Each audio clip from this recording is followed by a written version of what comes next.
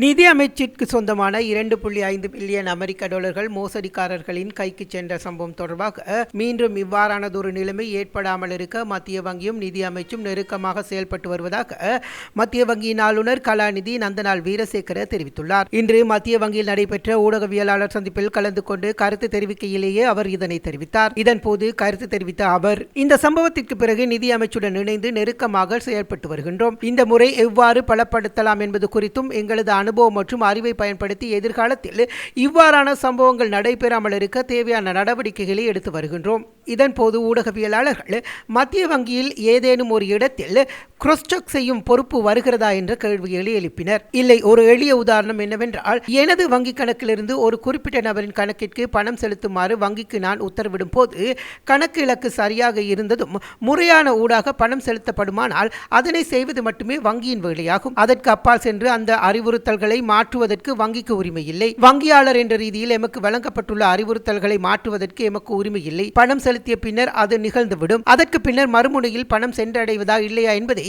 Statement மூலம் பார்ப்பதற்கு எமக்கு வசதி இல்லை. அந்த ஸ்டேட்மெண்ட் ஆஸ்திரேலியாவில் சம்பந்தப்பட்ட நிறுவனத்திற்கே கிடைக்க வேண்டும். அவ்வாறானதொரு சூழ்நிலைதான் உள்ளது என்றும் அவர் விளக்கமளித்தார்.